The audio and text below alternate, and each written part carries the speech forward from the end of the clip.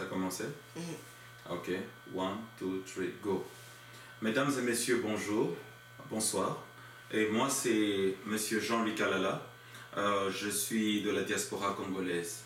Je voudrais m'entretenir avec vous aujourd'hui sur les événements qui frappent la vie politique congolaise en ce moment. Vous savez, on est le 21 décembre 2018, heure des États-Unis, il est minuit 36. Et je crois depuis 4 ou 5 heures, M. Corneille Nangaa vient de reporter les élections présidentielles.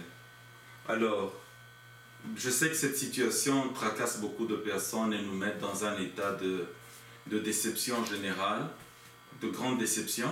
Mais je voudrais, par cette vidéo, m'entretenir avec vous et vous présenter les protagonistes, les événements, je peux dire les concurrents à ces fameuses élections présidentielles, pour qu'on se dise, en fait, qu'est-ce qui se passe?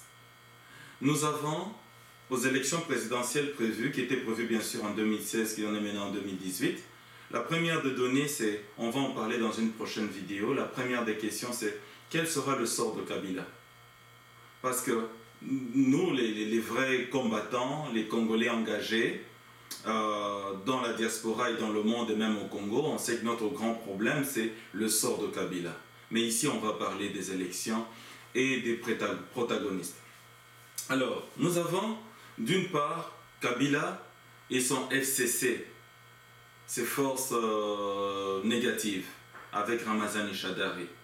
De l'autre côté, en face de lui, nous avons l'opposition, qui est principalement caractérisée par le plus grand parti d'opposition, et son allié, c'est le CACH. Et nous avons l'UDPS, l'Union pour la démocratie et le progrès social, et l'UNC, l'Union nationale congolaise, ou l'UNC de Vital Kamerhe, d'un côté. Et nous avons un nouvel arrivant qu'on appelle le Lamuka, un nouveau groupe, le Lamuka. Et c'est sur ce groupe-là que je voudrais parler aujourd'hui, développer avec vous, pour qu'on se dise ce que c'est, d'où ça vient et où est-ce que ça va. Parce que c'est la nouvelle donne dans la carte. Apparemment, certains en parlent. Parlons un peu du Lamuka. Lamuka est né en novembre dernier. Il n'a pas encore, il a à peine un mois, à Genève. Il y avait 7 leaders politiques congolais qui sont allés à Genève. Je dois les citer. Félix Tshisekedi Antoine, Vital Kamerhe, Martin Fayulu, Adolphe Muzito, le prof Matungulu, Jean-Pierre Bemba et Moïse Katumbi. Ils sont allés à Genève et après plusieurs pourparlers, ils s'en sont sortis avec un accord. Un accord qui donnait 3 points clés. C'est très important parce que nous allons en parler. Le premier point clé créatif de la Lamuka, c'était le refus de la machine à voter. En tout cas, c'est clair. Pas question de machine à voter dans le lieu de vote, d'après la Lamuka. Là, c'était clair, non discutable. Deuxième point, c'est que dans la machine, dans le fichier, dans le serveur central de la CENI, de Corneille Nangaa, il y a 10 millions d'électeurs fictifs, sans empreinte digitale, que Lamuka s'était donné pour mission d'éradiquer ou d'enlever ou de nettoyer du fichier électoral. Ça, c'est clair, il n'y avait pas de négociation dessus. Troisième point de Lamuka, c'était arriver à imposer ou à obtenir des élections, des élections inclusives. Inclusives, c'est-à-dire que les invalidés, Jean-Pierre Bemba et Moïse Katumbi, devaient avoir droit au chapitre. Le Lamuka devait se battre pour ça. Mais il est arrivé que Lamuka devait choisir un candidat commun.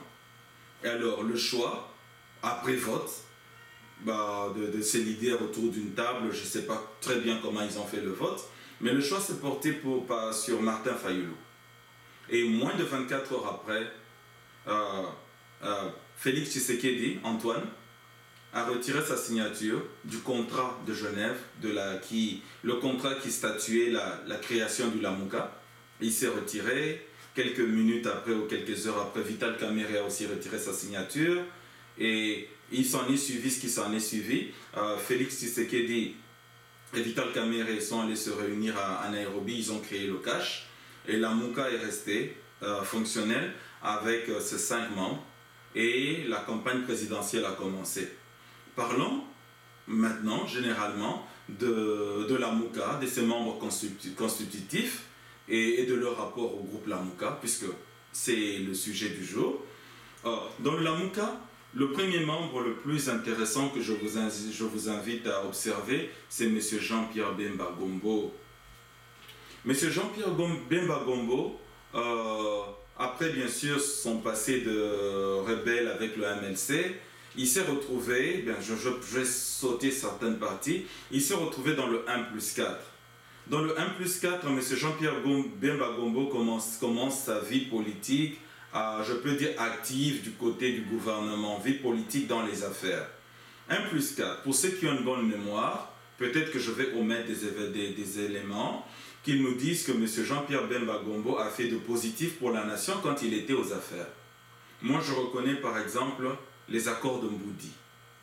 Lors des accords de Mboudi, il était censé augmenter le salaire de professeurs d'école primaire et secondaire qui étaient en grève et qui menaçaient de grève dans les années 2004-2005, si je ne m'abuse.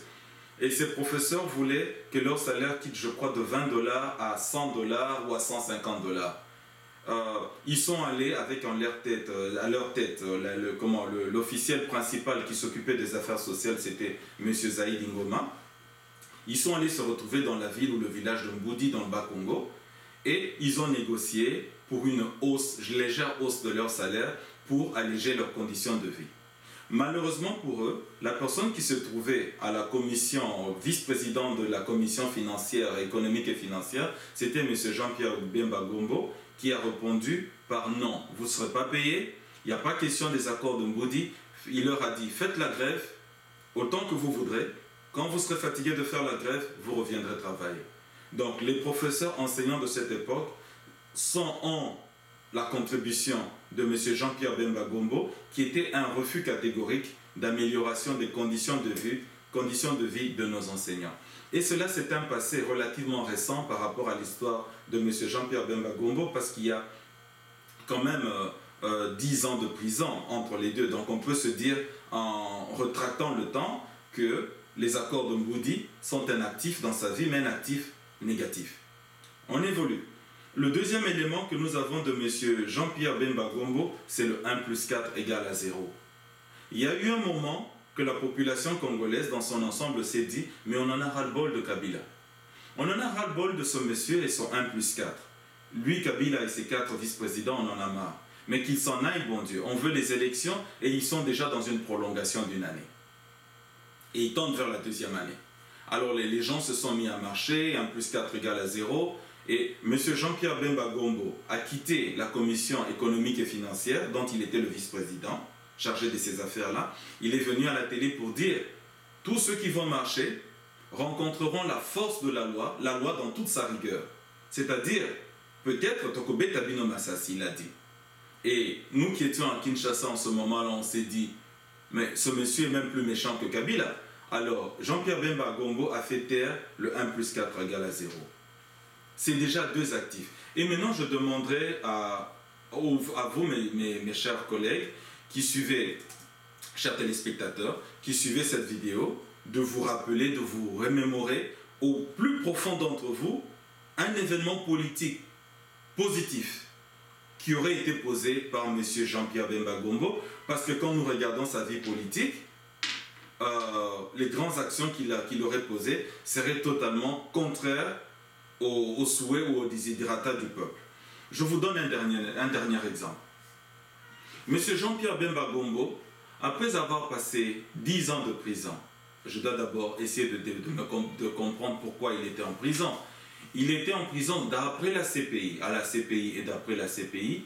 M. Jean-Pierre Bemba Gombo était en prison pour des crimes de droit, violation de droits de l'homme ou comment on appelle ça, actes relativement des crimes ou des actes barbares commis en Centrafrique par ses troupes à lui. Et par rapport à la RDC, on peut appeler ça une affaire criminelle, une affaire personnelle. c'est comme si quelqu'un allait commettre un crime au Congo-Brazzaville ou en Italie ou à Chicago aux États-Unis. C'est une affaire personnelle qu'il aurait commise en Centrafrique, ce n'était pas le Congo là-bas. Alors, de la Centrafrique, on le poursuit et pendant que ces poursuites sont en cours ou pendant que je ne sais pas quel mandat d'arrêt est préparé, M. Jean-Pierre Bemba Gombo arrive à se faire élire comme sénateur en République démocratique du Congo. Et lorsque on proclame les résultats en 2006 des élections présidentielles, ça ne marche pas pour lui. Il prend les armes, il tire un peu, Kabila tire sur lui, ou peut-être Kabila commence et je ne sais pas lequel des deux a tiré le premier, ça c'est pas important, ce sont des individus armés.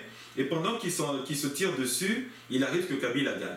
M. Jean-Pierre Bemba Gombo prend la fuite vers une ambassade de la place, et puis je ne sais par quel ricochet, il dit qu'il accepte l'inacceptable. Il accepte que Kabila soit président et après, il s'envole vers l'Europe. Et arrivé en Portugal, on l'attrape par les Européens qui l'amènent à la CPI, il va en prison, il fait 10 ans. Pendant ces 10 ans, ça c'est très important, pendant ces 10 ans en prison, M. Jean-Pierre Bemba Gombo n'a jamais accepté une seule fois que le MLC ait un président. Il n'y a pas d'autre président que lui. S'il doit faire 100 ans de prison, vous attendrez 100 ans. Pendant ces 10 ans, M. Jean-Pierre Bemba Gombo n'a jamais présenté un suppléant à son poste au Sénat. S'il doit faire 100 ans de prison, vous attendrez 100 ans, laissez son siège vide avec son nom Jean-Pierre Bemba Gombo et que personne n'y touche.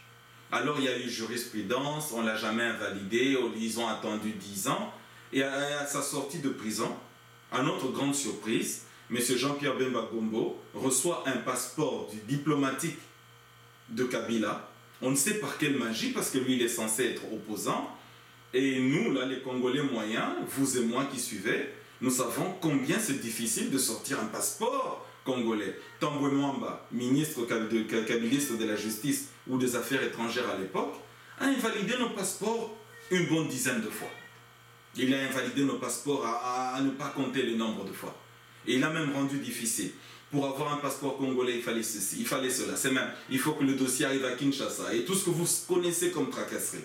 Bref, c'était difficile. Sauf pour M. Jean-Pierre Bemba Gombo. On lui fait son passeport, il reçoit son passeport à partir de la CPI à sa sortie de prison. Je ne sais pas si on le lui a mis directement dans sa cellule. Il prend le premier avion, non, il prend son jet privé. Parce que lui, c'est un prisonnier qui, après sa prison, il sort en jet privé. Il prend son jet privé, il arrive à Kinshasa. Une fois à Kinshasa, il se rend au Sénat, et c'est là que le grand dame se joue. Monsieur Kengwa Dondo, président du Sénat, ouvre une caisse parce qu'il paraît, d'après les informations que nous avons reçues, que c'était du cash sonnant. Ouvre une caisse et compte à monsieur Jean-Pierre Bemba Gombo ses arriérés de salaire de 10 ans. Je dis bien 10 ans de prison, et ça fait 12 mois par année, 120 mois de salaire de sénateur. Si un sénateur congolais est payé 8 000 $, 8 000 $ fois 12, fois 120 mois, nous avons 960 000 $ que M. Kengwa Dondo remet à Jean-Pierre Bemba en cash. Personne ne s'est posé la question. Est-ce que Kengwa Dondo est censé avoir une caisse au Sénat? Est-ce que le Sénat est une boutique où il y a de l'argent dans les caisses? Est-ce que c'est Kengwa Dondo qui tient les finances de l'État? On ne sait pas. Mais en se rendant au Sénat, le gars, il a été payé cash. Il prend son cash, il fait décoller son avion, il se rend en Guémena, il se recueille à la tombe de son père, paix à son âme, M. Jeannot Bemba, et le gars rentre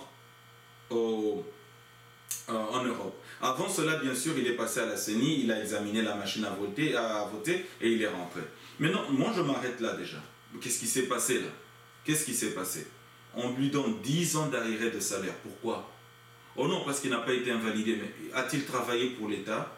Était-il présent en séance? Était-il même présent dans la salle ou même dans l'hémicycle? Non. Monsieur Jean-Pierre Bemba Gombo s'est fait payer comme ça presque $1 million pour n'avoir rien fait. Mais pourquoi seulement lui?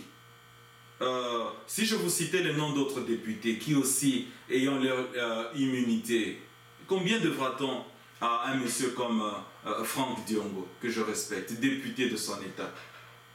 Est-ce que le gouvernement congolais lui devra aussi $1 million à sa sortie? Monsieur Mwanda Semi, si on le retrouve, lui aussi sera-t-il payé? Même Francis Kalombo à ses côtés aujourd'hui, est-ce qu'il sera payé? Et aujourd'hui, chers frères congolais, nous parlons d'état de droit. Nous parlons de démocratie. Est-ce qu'on peut une fois se calmer là et se dire ce qui s'est passé? Est-ce que ce n'était pas un braquage en plein air des fonds de la République? Où sont nos amis juristes?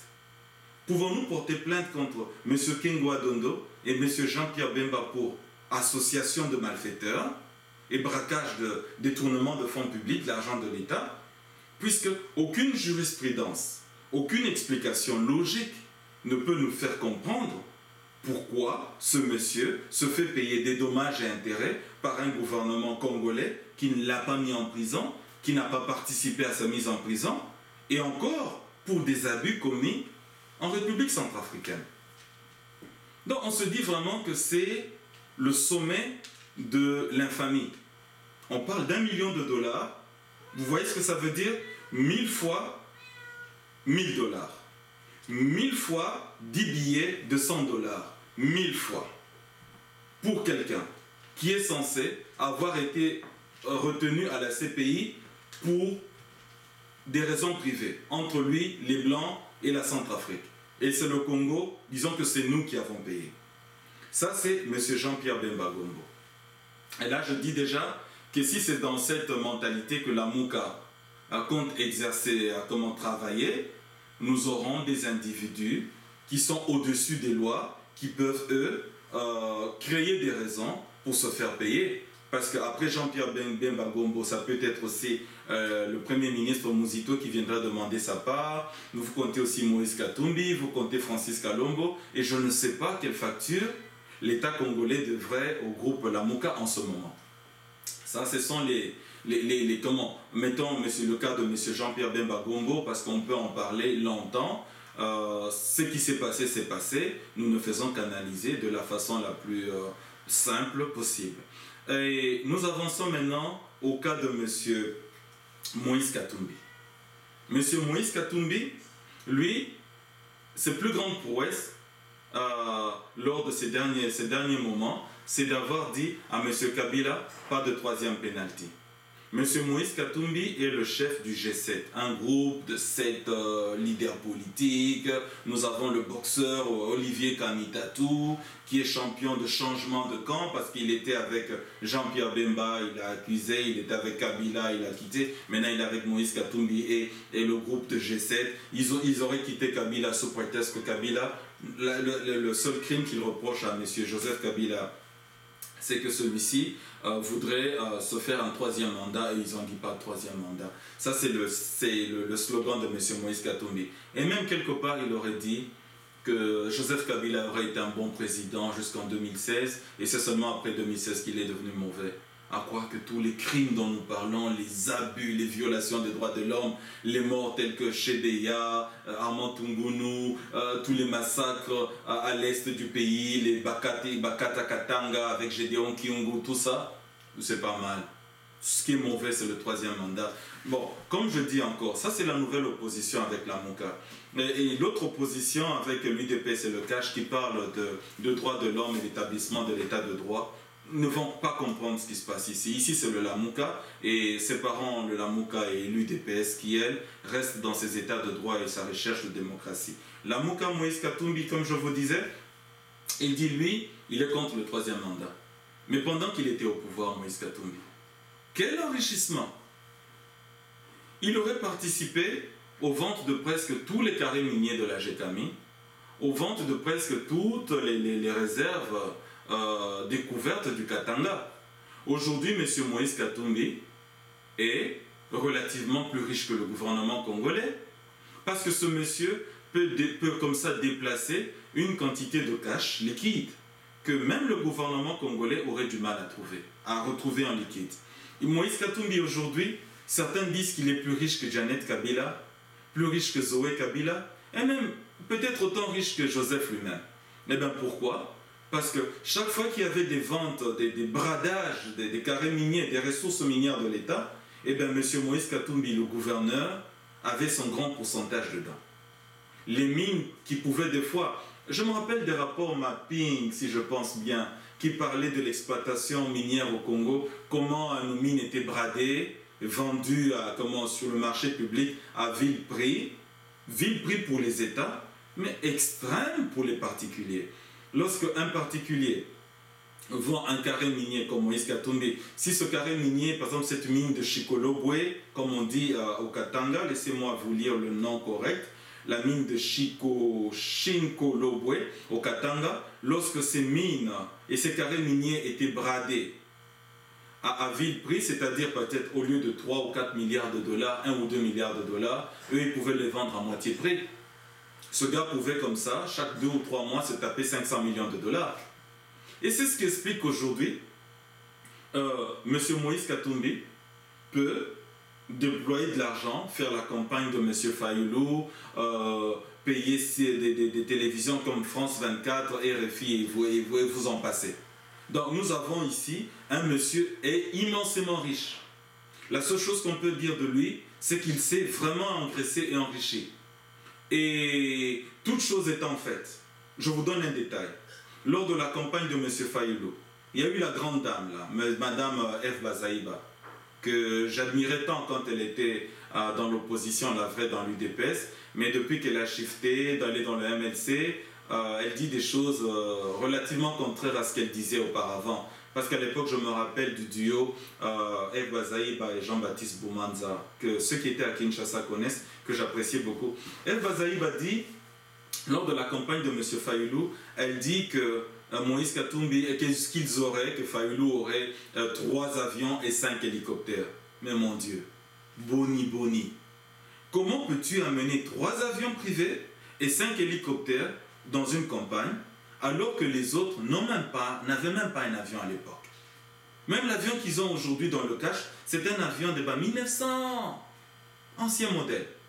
Comme une histoire là à hélice, on ne sait même pas si ça va décoller, et quand ça se pose, on ne sait même pas si ça réussira à se poser de façon correcte. Alors, maintenant, ces moyens disproportionnés, ces 5 avions, 3 hélicoptères et tout ce qui se fait, la campagne, la Mouka, dans d'autres pays, on se demanderait, tu viens aux élections présidentielles, si c'est ton argent, nous espérons que ce n'est pas des biens mal acquis, parce que le gouvernement est censé veiller à l'équilibre des moyens de campagne, pour que la campagne soit quand même, on dit en anglais fair, en français on dira équitable entre les différents concurrents à ces élections présidentielles. Donc ce qui s'est passé, mais on se dit tout simplement que le camp Lamouka, pour l'argent, ils en ont. Et aussi pour le cas de M. Jean-Pierre Bemba, on a parlé, nous passons de côté et nous arrivons maintenant au cas de M. Adolphe Muzito. Beaucoup de gens ne savent pas. Beaucoup de gens n'ont pas une idée. Vraiment pas une idée de ce que M. Adolphe Muzito. Nous étions à Kinshasa à l'époque, mesdames et messieurs. Moi, personnellement, j'étais à Kinshasa à l'époque, en 2004-2005. On parle de l'alliance fantastique, l'alliance Palou-PPRD. C'est-à-dire l'alliance, le Palou de parti de Antoine Gizenga du Palou et de Adolphe Muzito, qui fait alliance avec le Palou et le PPRD de Joseph Kabila. Ils deviennent un. Leur alliance consiste à dire que pendant 10 ans, Joseph Kabila, le Palou soutiendrait Joseph Kabila pour rester président au premier mandat, bien sûr avec fraude électorale, mais soutien du Palou, qui lui est le parti qui a toujours été du côté du pouvoir en place, que ce pouvoir soit oppressif ou pas. Le Palou soutient Joseph Kabila en 2006. Et puis Antoine Gizenga a été nommé Premier ministre. Après 2 ou 3 ans, Antoine Gizenga, le patriarche, que je salue par cette vidéo, constate une incapacité physique de continuer de travailler. Il propose son neveu Adolphe Muzito, qui est Premier ministre de Kabila, je crois de 2009 à 2011, quelque chose comme ça. Pendant 3 ans, il est mis Premier ministre. Adolphe Muzito, de cette alliance Palou-Gizenga, il ressortait qu'après 10 ans, le Palou, le PPRD, Joseph Kabila, devait présenter son successeur, devait être plutôt un membre du Palou. C'était l'alliance. Mais malheureusement, Joseph Kabila n'a pas voulu tenir parole. Joseph Kabila n'a pas voulu que son successeur vienne du Palou. Et dans le Palou, avec l'absence d'Antoine Gizenga pour raison de vieillesse, c'était Adolphe Muzito qui était pressenti être l'élément le plus fort du Palou, donc l'éventuel dauphin de Joseph Kabila. Adolphe Muzito, nous qui étions à Kinshasa, nous le savons, et je vous prie de partager cette vidéo et de poser la question à ceux qui étaient à Kinshasa en 2006, 2007, 2008, 2009 et qui vous parlent de l'alliance Palou-PPRD. On vous dira qu'effectivement, maintenant, en 2016, c'était le tour du PPRD, de Kabila, de soutenir le Palou, et le Palou devait présenter ce qu'on appelle dans le jargon congolais le dauphin. Le dauphin de Kabila devait venir du Palou, c'est leur tour. Joseph Kabila dit non. Joseph Kabila s'entête, il parle de 3e mandat. Alors la grogne arrive au Palou. Adolphe Muzito dit mais si vous ne respectez pas l'accord qu'on a eu, si vous ne prenez pas le dauphin dans notre camp, ben moi je m'en vais. Pourquoi je vais rester au Palou si le Palou, le PPRD ne respecte pas ses engagements?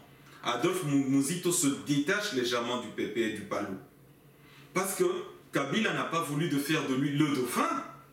Vous comprenez que Adolphe Muzito est la continuité du régime Kabila. C'est le dauphin légitime, contrairement à Emmanuel Ramazani Shadari, qui est un dauphin relativement illégal et mal choisi. Un dauphin de violation des accords Palou-PPRD. Muzito, en colère, quitte le Palou, mais sans vraiment officiellement quitter. Il commet certaines petites erreurs par rapport aux lois électorales et c'est ce qui lui vaudra d'être invalidé. Alors, chers amis congolais, Muzito est invalidé parce que Corneille Nangaa lui reproche d'avoir eu une tentacule au Palou. Et comme le Palou présentait Antoine Gizenga, Muzito étant du Palou, il y a eu quelque part, comment on appelle ça,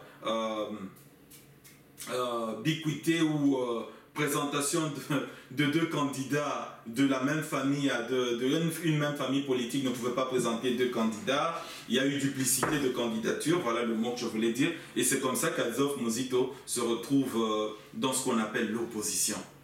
Et quand Adolphe Muzito est venu en Europe, beaucoup de combattants étaient fâchés. Mais ça, c'est le dauphin de Kabila. Qu'est-ce qu'il fait là? Le gars, il a pillé, il a presque 350 parcelles à Kinshasa. Il s'est enrichi énormément. Ce gars, il est blablabla. Et puis, c'est le dauphin qui devait être dauphin de Kabila. Donc, c'est une continuité. Malheureusement, au Congo, souvent, le peuple congolais ne tient pas compte de son histoire, même récente, passée, présente, récente. Il va un peu trop vite en besogne.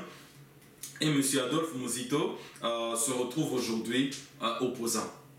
Alors, ils soutiennent leur truc qu'ils appellent la Mouka. Ils ont mis en tête M. Martin Fayulu. Je voudrais aujourd'hui maintenant parler de M. Martin Fayulu. Qu'est-ce que j'ai à dire de ce monsieur? Certains disent que, bon, c'est vrai qu'il était du côté Kabila, dans leurs histoires des coffines avec André Kimbuta, avec le PPRD. C'est vrai qu'il voulait la DGRK et qu'on l'aurait pas donné ça, on l'aurait chassé du groupe PPRD pour mes gestions d'après Francis Kalombo, c'est pas moi qui parle. Francis Kalombo a fait une vidéo où il dit, quand il était dans le PPRD, il critique ce qu'il pense de Martin Fayulu. Alors les questions seront à Francis Kalombo. Ce que tu disais de Martin Fayulu sur sa mégestion, sur le fait qu'il ait été chassé du PPRD à cause de la mauvaise gestion et qu'il a rendu les prix des denrées alimentaires inaccessibles à Kinshasa, si c'était vrai. Là, c'est une question entre Francis Kalombo et Martin Fayulu. Ils sont de la même famille. Et Martin Fayulu, c'est un soldat du peuple. C'est vrai, il a fait ses preuves, il s'est beaucoup battu aux côtés de l'UDPS, il aurait appris beaucoup sur la lutte contre la dictature. Mais en ce moment-ci, M. Martin Fayulu s'est retrouvé coincé parce que choisi par les 3 barons, ces 3 grandes personnalités dont je vous ai parlé, positif ou négatif, ce n'est pas mon problème, Martin Fayulu est tenu par eux. Et maintenant, regardez comment les choses évoluent. Martin Fayulu, qui était un de nos combattants de la liberté, se retrouve maintenant pris dans la main de M. Jean-Pierre Bemba Gombo, un ex-chef de guerre assez sévère, comme vous savez. dans la main de M. Moïse Katumbi. Lui, extrêmement riche, comme on l'appelle, lui c'est la poche sans fin, extrêmement riche. Et aussi de M. Adolphe Muzito, le dauphin légal et légitime à la place du dauphin. Le dauphin à la place du dauphin, M. Adolphe Muzito. Ça, c'est ça. Et le Lamuka, il évolue. Lamuka est créé avec ces trois objectifs. Combattre la machine à voter, élaguer les 10 millions d'électeurs fictifs et faire en sorte que l'inclusivité ait lieu dans le processus électoral, que Jean-Pierre Bemba et Moïse Katumbi reviennent. Lamuka commence il y a un mois. Ils nous disent ils ne veulent pas entendre parler de la machine à voter. 3 jours après, ils nous disent que si on vote, on amène nos propres papiers duplicateurs, nos propres papiers, et qu'on dessine le visage de Martin Fayulu, right, souriant, qu'on le dessine et qu'on le mette dans l'urne et qu'on écrive Fayulu. Voilà. Fayulu, et qu'on dépose ça dans l'urne le jour du vote. Et après, il change. Non, faites pas de dessin, sûrement vous êtes mauvais dessinateur. Ça, c'est Lamuka qui dit. Ne dessinez plus. Réclamez des bulletins papier. Ne touchez pas à la machine. Ça, c'est la 3e version. Bulletin papier, ne touchez pas à la machine, mettez le bulletin dans l'urne. Et après quelques jours, ils changent. Ils disent, quand vous allez, bulletin papier, ne touchez pas au bulletin papier. Et maintenant, c'est devenu Lamuka, non, je ne veux pas aller vite en besogne. Pas de machine. Vous voyez, c'est un peu difficile de se rappeler. Vous et moi, faisons la gymnastique. Pas de machine, pas question de machine. Et après, on va dessiner nous-mêmes nos propres bouts de papier qu'on amènera dans la machine. Et après, c'est réclamer des bulletins. Et qu'est-ce qui s'est passé? Lamuka est à l'épreuve, elle est créée. Ils font que tergiverser entre une opinion et une autre. Et il y a le saccage ou l'incendie dans les bureaux de l'ONU, dans les bureaux de la CENI à Kinshasa. Quelques milliers de machines brûlées d'après Corneille Nangaa. Et il y a un clic qui se passe. Le ministre de l'Intérieur, M. Henri Movasakane, un kabyliste totalement convaincu, un individu que vous savez tous, relativement, qui travaille maintenant pour les forces obscures et négatives. Il passe à la télé, il dit nous pensons que l'incendie est d'origine criminelle, mais les enquêtes ne sont pas encore conclusives. Et on peut aussi déduire que ça peut être accidentel, mais on n'est pas sûr. En politique, ça s'appelle. Une porte est ouverte à M. Martin Fayulu. Vu que Lambert Mende a indexé M. Martin Fayulu comme étant à la source, la cause même de ces sabotages, de ces incendies criminels à la CENI, Lambert Mende, c'est le ministre de l'Information. Le ministre de l'Intérieur, il dit on peut comprendre. Monsieur Martin Fayulu, ça dépendra de votre langage futur, c'est un code politique. Si vous vous comportez bien, l'incendie ne serait pas criminel, serait plutôt accidentel. Mais si vous vous comportez mal, l'incendie sera criminel. Alors, le lendemain matin, Martin Fayulu commence à trembler. Mais c'était un soldat. Il est devant les premières conséquences de ses actions politiques. On va brûler la machine à voter, on va faire des bulletins papier, on va refuser la machine à voter, on va amener. Il arrive, il dit je demande une enquête internationale, Martin Fayulu, je voudrais, tout tremblotant, là, il veut une enquête internationale, il ne voudrait pas que les droits des candidats présidentiels soient violés. Bref, il commence à trembler. Et avant même que Henri Movasakane y ait fini ces discours et tout ce qui s'en suivait, Lamuka vient d'accepter la machine à voter, on accepte. Quoi? C'est comment? Martin Fayulu, tu flanches si vite. Et toi, le soldat du peuple, tu étais censé ne pas avoir peur. Mais, comme Henri Movasakane, il ne faisait qu'une émission sur Télé 50 avec le monsieur Lusakweno. C'était pas encore une histoire officielle. Tu n'avais pas à avoir peur si vite. Et dit non, maintenant, ils acceptent la machine à voter. Ils sont prêts pour aller vers les élections avec machine à voter. Mais ce n'est pas fini. La CENI avance un peu plus vite. Monsieur Moïse Katumbi, de son côté, il fait des grandes publicités, il investit dans les chaînes de télévision étrangères, France 24, RFI, et maintenant Martin Fayulu est courage grand, Martin Fayulu est très grand, Kabila poursuit Martin Fayulu qui est très grand. Et de son côté, la CENI frappe. Les élections présidentielles sont reportées. Ne vous attendez pas à ce que Martin Fayulu se mêle encore dans cette histoire. Mais je vous dis, peuple congolais, Martin Fayulu a atteint je peux dire, le lit du verre. Il a bu le verre jusqu'à la lie, comme on dit en français. Le verre est plein pour lui. Il dit, ça suffit. Première fois, j'ai parlé, j'ai critiqué cette machine, on m'a menacé de me mettre en prison. Maintenant, ces gars, la CENI annule les élections.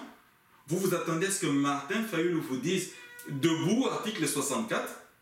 Mais il a vu les menaces qu'on lui a proférées, ou qu'on a lancées à son endroit. Maintenant, il a peur. Il rentre. Il se rebiffe. Et tous les regards se retournent maintenant vers les vrais leaders de l'opposition. Cash, Félix-Antoine Tshilombo Tshisekedi et Vital Kamerhe. Qu'est-ce que vous dites maintenant? Qu'est-ce qu'on fait? Félix Tshisekedi, de son côté, il arrange sa cravate. Il prend son temps avant de parler. Et c'est le suspense que vous avez maintenant. Félix Tshisekedi se dit, tiens, si je vais trop vite et que je donne une décision, la Mouka va s'en servir. Fayulu viendra dire exactement la même chose pour dire lui aussi il est d'accord. Par exemple, si Félix Tshisekedi dit soulèvement populaire, la Mouka aussi dira effectivement on voulait les soulèvements populaires. Maintenant, si Félix Tshisekedi dit bon, attendez, je prends mon thé, et la Mouka fait des voltiges maintenant, ils n'ont pas de décision. Ce qui dit, si on revient, ayant exposé tout cela, on revient à table, peuple congolais, on se dit, la chose qui nous tue, on la connaît. Des fois, c'est la stupidité. Des fois, c'est notre méchanceté les uns envers les autres. Ils sont allés à Genève, ils n'avaient qu'à choisir un candidat commun qui a pignon sur eux. Ils n'avaient qu'à choisir, comme ils avaient dit, d'après leurs 8 critères, choisir le candidat issu du parti politique qui avait la plus grande adhésion populaire. En ce moment-ci, Martin Fayulu ne serait pas dans cette position de frayeur où il est maintenant. Il serait à côté de son peuple, dans la rue, en train de mobiliser les masses, comme il le faisait si bien. C'était le soldat du peuple que la Mouka a pris en otage. Maintenant, on dira quoi? Tous ceux qui voulaient, je ne sais pas comment vous le démontrez, que la situation profite largement à Kabila. L'UDPS a perdu, le côté cash a perdu un de ses soldats, Martin Fayulu. Martin Fayulu se retrouve dans une situation où il ne peut plus prendre le devant parce qu'Henri Mouvasakan, il lui promet la prison, qu'il a rejoint de Franck Diongo. Il doit se faire petit. Et Jean-Pierre Bemba en Europe ne veut même pas descendre. Il dit, il craint pour sa sécurité. Mais il nous demande à nous qu'on fasse l'article 64. Bokita na balabala. Ngai Jean-Pierre Bemba, na maman Liliane Bemba, nous restons au Portugal ou en Belgique où on est et on va vous regarder à l'internet. Hey, politicien. Donc toi, tu peux descendre seulement si tu es président, quoi. Et tu nous demandes à nous d'aller affronter Joseph. Joseph Kabila Kabangi, le démon national. Nous allons l'affronter. Et en plus de ça, tu nous as arraché notre soldat du peuple. Eza Mawaming. Et je voudrais aussi adresser cette vidéo à nos frères congolais, à ceux-là qui essayent de ranimer les fibres tribales. Regardez ce que vous faites comme résultat. Regardez comment vous avez divisé la classe politique au profit d'un groupe qu'on appelle la Mouka, un groupe qui n'a même pas un objectif aujourd'hui. Quel est l'objectif de la Mouka maintenant? C'était les élections présidentielles, 4-4, Mafa 4. C'était ça l'objectif de la Mouka? Aller aux élections présidentielles. Si c'était aller aux élections présidentielles, eh bien Fayulu n'avait qu'à susciter le soutien, demander le soutien de Jean-Pierre Bemba et de Moïse Katumbi et de Adolphe Muzito à partir de Kinshasa. L'objectif, c'était plus refuser la machine à voter, élaguer les 10 millions d'électeurs fictifs et après demander l'inclusivité. On s'est perdu. Perte de concept.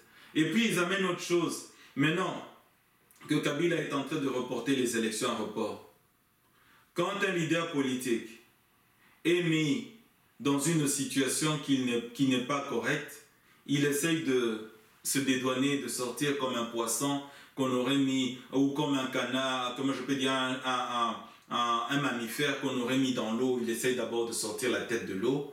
En ce moment-ci, Fayulu est en train d'étouffer.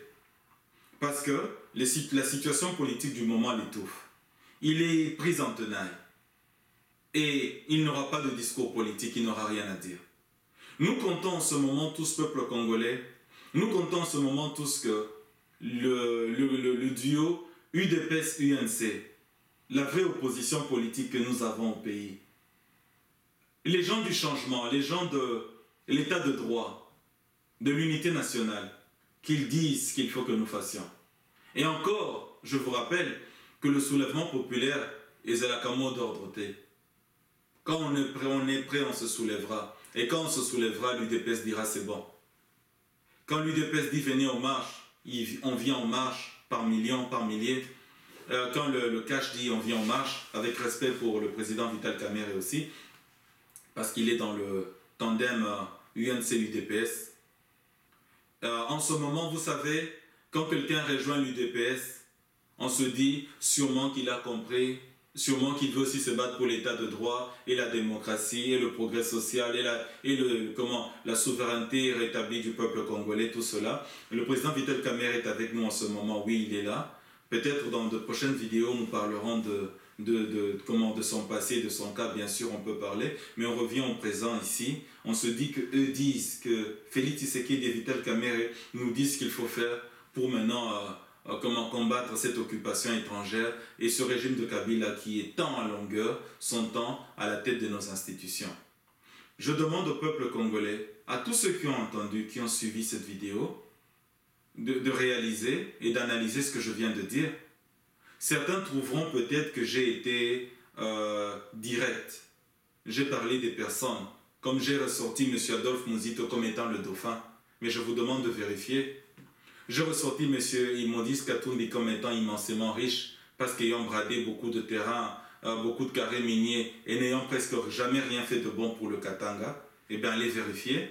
Si vous me montrez un hôpital, un dispensaire ou une grande entreprise laissée par M. Moïse Katumbi et qui est bénéfique à nos frères du Katanga, je vous le concéderai.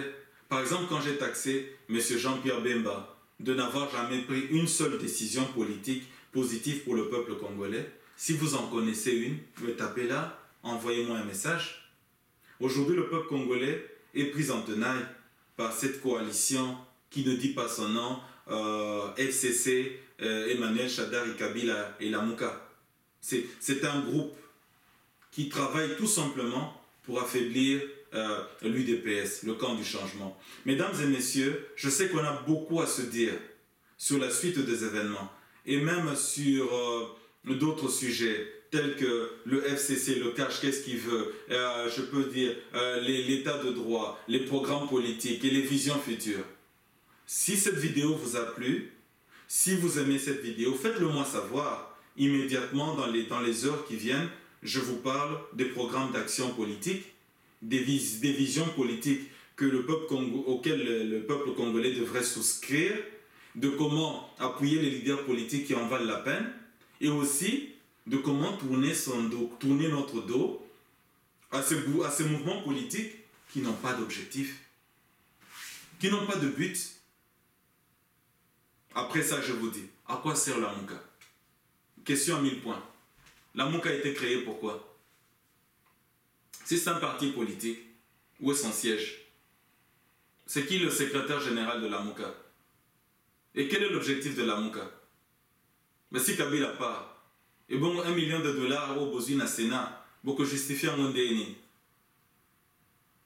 Parce que moi aussi, non, on s'arrête là, mesdames et messieurs. Je vous souhaite une bonne soirée ou une bonne journée pour ceux qui me suivront. Encore une fois, moi je suis M. Jean-Luc Alala. J'habite aux États-Unis, dans la ville de Dallas, qui est dans l'État du Texas. Je suis ingénieur informaticien, spécialiste en réseau network, spécialiste en système Cisco, expert informaticien en réseau, expert en sécurité informatique, sécurité réseau. Je suis l'un des rares, je peux dire, génies congolais dans le domaine de réseau informatique, oui. Et on est non, assez quand même rares sont les Congolais qui atteignent le niveau de la sécurité informatique, qui est l'un des coins les plus, qui fait mal à la tête, hein, ça gêne un peu. Mais c'est faisable, puisque nous les Congolais, on sait l'impossible n'est pas congolais. Kalakaka, la mouke, komi baluka, et bon, on a sa sécurité informatique, t'es poignées. Donc, je vous souhaite une bonne journée. Je vous souhaite une bonne nuit et à la prochaine. Et surtout, n'oubliez pas d'envoyer des commentaires. Si vous aimez la vidéo, si vous avez apprécié, s'il y a des questions, et si vous voulez une autre vidéo sur les sujets que j'ai évoqués, et j'y répondrai. Que Dieu bénisse le Congo, que Dieu soutienne le Cap pour le changement, que Dieu soutienne et dirige et guide les deux leaders qui nous restent. Le leader en chef, Monsieur Félix Antoine Tshilombo Tshisekedi, lui qui porte l'espoir de tant de populations congolaises, et Monsieur Vital Kamerhe Vitarich, qui s'est joint à nous et qui nous a réconfortés dans des moments où on était bien seuls. Que Dieu vous bénisse et au revoir.